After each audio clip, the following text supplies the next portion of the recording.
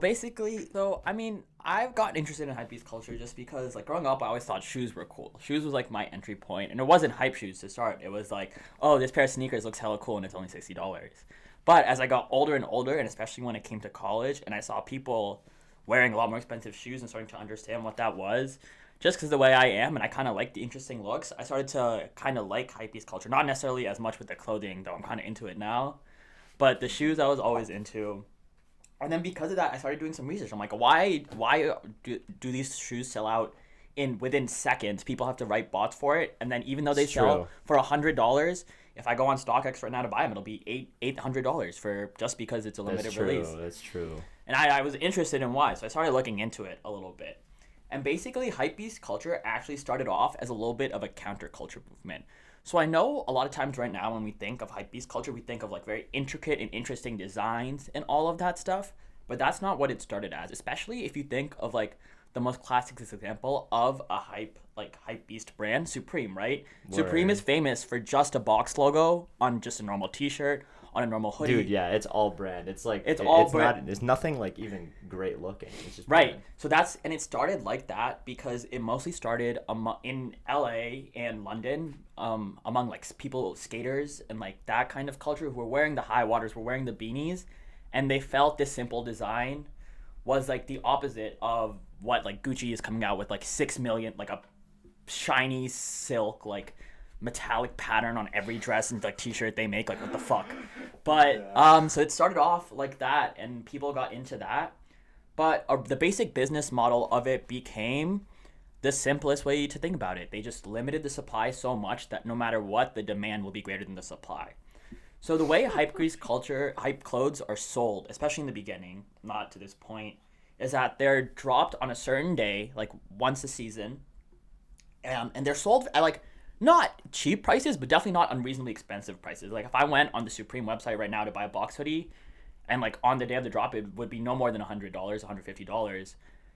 But they drop such a small amount of clothes that their brand is built off the exclusivity and the resale and the secondhand sale on websites like StockX, Goat, and other resellers. And so the way, and that's how hypebeast culture started. And now the way it has infiltrated high fashion, and I say infiltrated high fashion because like Palace and Gucci have collaborations, Off White and Nike have collaborations. Like That's that is how they true. make money now. Prada is in the same stores as if Prada could get a Supreme collab, they would love to. The Dior Air Force Ones, Air Right? Jordan Ones are the most expensive shoes currently on the market, and it's literally a fucking collaboration between Dior, one of the highest fashion brands, and Nike, something that every kid like five older than Yeah, 5 years in dude. America knows. Remember, everybody wanted to be like Mike. That's crazy, bro. What? And so the reason that it semi transitioned from that very simple like just limited release thing was because, as we know, exclusivity Yeah. inc like just makes interest skyrocket, right? That's just how it is. Palace, Supreme, Yeah. Even Champion now. Like Stussy. Do you guys know Stussy? Have you? I'm Yeah. not sure if you. It used to be sold in Kmart for 15. The hoodies used to be sold in Kmart for $15. Now you can't buy one for less than 100. What? But it's just because they realized that that's the brand that they had to turn their brand and structure it like these hype brands for them to be successful in this current market. But because these hype brands have become so successful as part of the counterculture movement, they've become too mainstream. And that's why they have not too mainstream, but that's why the designs are getting more and more intricate, more and more wacky, and more closer to high fashion because the line between high fashion and hypebeast culture is starting to mesh. So, Is the quality of this clothes good? Yes, so I will say I'm not saying always, and I'm definitely not saying it's worth the amount of money people spend on it, but like in terms of just like pure quality of clothes, yeah, it's good.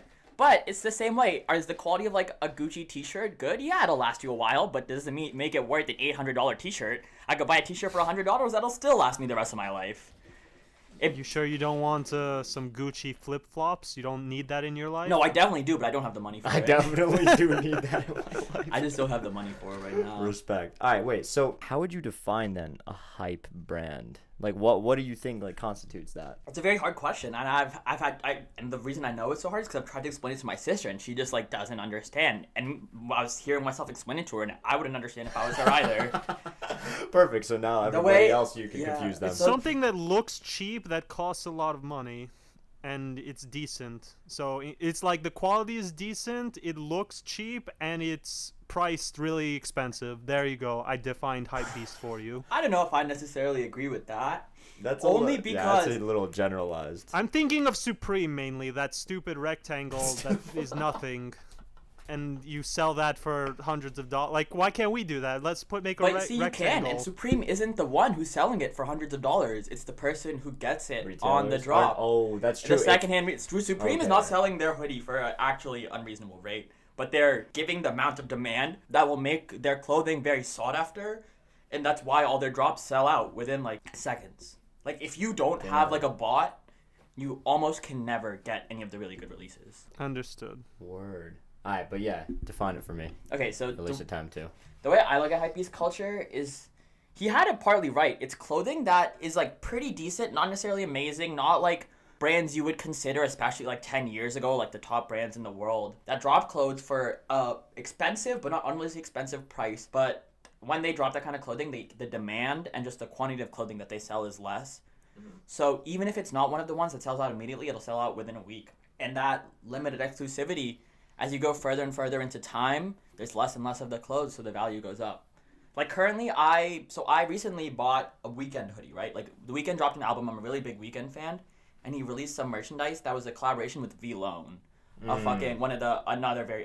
like Hypebeast brand. And the hoodie was $100, but I'd been working all summer. I saved up some money, so I bought it. Because I wanted to wear the hoodie. Yeah. They sold the hoodie for a week. I went to check 2 weeks after I bought the hoodie and then started wearing it, and the hoodie was selling for $400. What? Because it was a V-Lone hoodie. That's so crazy, man. I couldn't in my wildest dreams just pay $400 for a hoodie. I couldn't either, but I did sell one for $400. But like, wouldn't they make more money if they just like sold more? Like, cause more products, more people buy it. No. But that's not all. The profits are very important, yes, but think of how powerful their branding is. Your branding can't be as powerful as theirs is if you don't have the exclusivity and like the people like want your stuff as bad as they do. If everyone can have a Supreme hoodie, what's the point of a Supreme hoodie? It's true. It's all just psychological. It's all psychological. BS. 100%. Manipulation, people engineering, social engineering. Is that what it is? It is. Dude. Pete, it really is social engineering. They're literally designing it in such a way.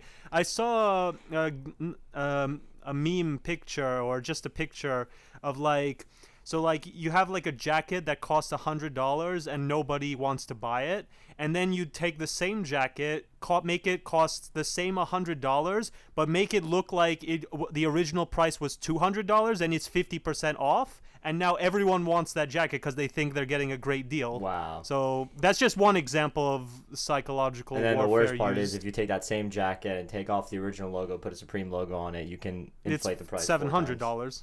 Yeah. Yeah, It's crazy, dude. sounds about right.